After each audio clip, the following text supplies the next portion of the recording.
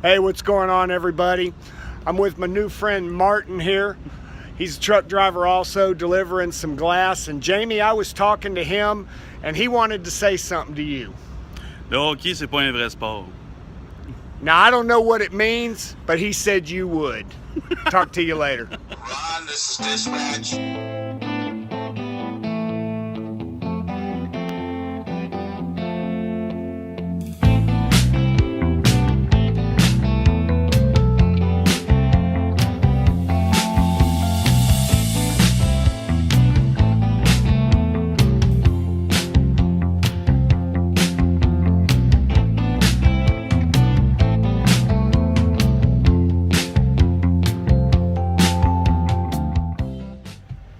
What's going on, YouTube? Buck Rub here. I dropped my pen. Welcome to another edition of Buck Wild Trucking. I am in, I can't remember the name of this town. I'm in a suburb of Syracuse, New York at the Pilot here. I needed to stop and take a shower, but my load don't pick up. I'm about 50 minutes away from where I pick up. And it doesn't have to pick up till tomorrow night. So I am just gonna stay right here and head over there tomorrow afternoon to finish that up. I figured I'd give you my 3 weeks in review. I've been out for 3 weeks. I'm gonna end up being out a month. I've never stayed out this long. It's the first time I've stayed out for a whole month. It's been kind of rough on the wife, and it really wasn't expected. It was kind of accidental how it happened. But I'll go into that in a few minutes.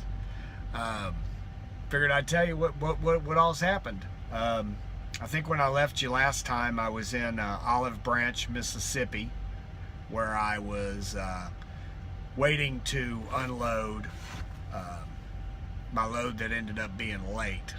First time I'd ever been late on a load, and it was really kind of disgusting to me, but I only ended up an hour late. It all worked out. It didn't end up counting against me, so everything was fine. But as I said, I thought that they were going to start heading me home, and that's what they did. When I left Olive Branch, they deadheaded me to Little Rock, and then from Little Rock they deadheaded me to Corsicana, and then from Corsicana they deadheaded me home. Kind of a long way of getting home, but I think that they were hoping to get me a run at some point to do that, to get me back to Houston, but that did not come up. And the Maverick has always been very good about getting me home. If you schedule home time, then they're going to get you home if they can, and that's exactly what they did. They sent me home. So I went home. I spent the weekend with my wife. We had a great weekend, and then Monday morning, I ended up getting a load from Corsicana to Burnips, Michigan, I believe is the name of the town. It was a nice long run, and it went uneventful. From there, they deadheaded me over to Ottawa, Illinois. If you remember in my last video, I had showed you some of the tornado damage that had really tore that town apart. I didn't get any footage this time of it, but just in the matter of a couple weeks, they've done a really good job of cleaning up that area. I believe the plant there is almost back at full production. I believe everybody's back to work now, which is a good sign. The houses out front that were destroyed, I don't know what has happened with the people, if they're in shelters or what has happened. The houses are still there, but they've cleaned up the area real nice. So progress happening. Oh my. Oh my. CB chatter. I apologize. I should shut those off before I do my videos. So anyway, from Ottawa, I picked up a load there, and I took that down to Laurinburg, North Carolina. I ended up getting there on a Friday. I needed to have some maintenance done to my truck. And on that Friday, they had given me another load that was going to run from Laurinburg to Houston. But it didn't need to be in Houston until Tuesday, and it was only 1,100 miles, which can easily be done in a day and a half. So I ended up taking a reset there in Laurinburg and so I would have a fresh clock. I'm not sure why I was concerned about my clock, because that was my weekend to get home. But about the time I realized when I was going to make it to Houston, which was early Monday morning, or early Monday afternoonish, I suppose, I realized that since that was my home time, I was only going to end up with 1,100 miles for the week. And I did not want another small paycheck. So I got a hold of my fleet manager. I told him that, hey, if you can get me another decent run to get me some miles, then I'll stay out for another week. And also, since I got to Houston on Monday and the load didn't deliver till Tuesday morning, I was only an hour from the house, so I asked if I could go home, which he had no problem with that. So I bobtailed home Monday night, had dinner with my wife, slept in my own bed, and I just got up early Tuesday morning and went and delivered that load there in Houston. And he did get me another load, and it went out of Corsicana, which was taking me to Butler, Pennsylvania. Well, when I got to looking at another Maverick driver, when I got to looking at the route, it was going to take me right through Louisville, Kentucky, which that weekend happened to be Matt's, so I was pretty excited about that. I had plenty of time to get to Butler, so I got to Matt's on Friday night, and I'm not going to go into a lot of details on Matt's. I did another video on it, kind of showed what went on there, but it was a great time. And if you're interested in that, you can go back and look at my Matt's video that I did last week. Left Matt's, went on up to Butler, Pennsylvania, delivered that load, and then they deadheaded me to Carlisle, Pennsylvania, where they had me another preloaded trailer that was going to take me over to Blairsville, Pennsylvania, which is only like 151 miles away. I was really hoping that let me back up for a second. When I got to Butler, Pennsylvania, I got a message on my Qualcomm that I needed to put in my home time request, because now it had changed, so I put it in for this Friday, which is tomorrow. And he told me, he says, hey man, we can't get you home from Pennsylvania with this short a notice. And I guess there was a misunderstanding somewhere, but I ended up needing to stay out an extra week, and hence that's why I'm going to be out for a month. And I was hoping to get, since they were going to have me out all this time and I wasn't coming out of home and they were keeping me running, I was really hoping that I would get some good miles, something that would maybe run me to California, 1,000 plus miles back, but that hasn't been the case. They've really been giving me kind of some short hops that run from Butler, Pennsylvania down to Carlisle, over to Blairsville. I ended up doing an 8-2 split because that was an early morning delivery. I got up the next morning and only had like 5 hours left on my clock, so I used that time to get me back to Carlisle, which then I needed to take a 10-hour break. But they did get me another run out of Pennsylvania here that took me up to Montreal. So I did my 10-hour break, and I went and picked up, and then I was supposed to pick up that night, and I called that evening, and yes, the trailer was loaded, but a mistake had been done on the paperwork, and since this was crossing a border, there was a problem with it getting through customs, and no one was going to be in until the next morning to get all that paperwork straightened out. So I ended up sleeping most of the day during my 10-hour break, thinking I was going to be running all night to get to Montreal, and that wasn't the case. I ended up staying all night there at the Flying J. I was going to post a video of something I had seen, but I have decided not to do that because I think whoever I talked to was fibbing to me. But I believe somebody I know pulled their truck into the, I know they did because I've got it on video. And they pulled their truck in somewhere where they shouldn't have. I had hollered on the CB and made a comment, and of course they realized what they had done and didn't answer me on the CB.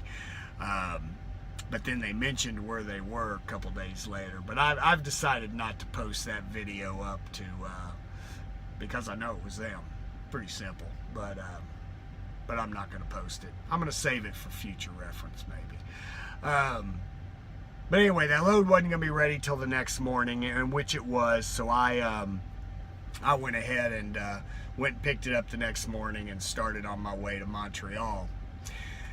Now, as I got on 81 to start heading east, there was quite a bit of traffic, and as I started to merge on, here came this truck that couldn't get over because somebody that has an ungoverned truck decided that they were going to stay in that hammer lane and make it difficult for me to get on.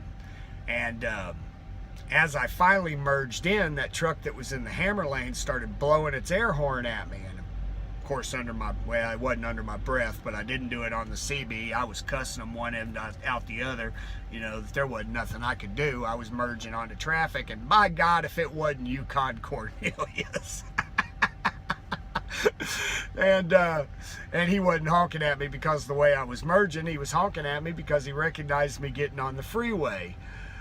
So of course we ran for about 30 miles together. That was a lot of fun. We yicked-yacked on the CB until he ended up heading north on 81, and then I continued on east towards Newark for my run. But that was a lot of fun, running into Yukon on the freeway and actually having somebody to talk on the CB.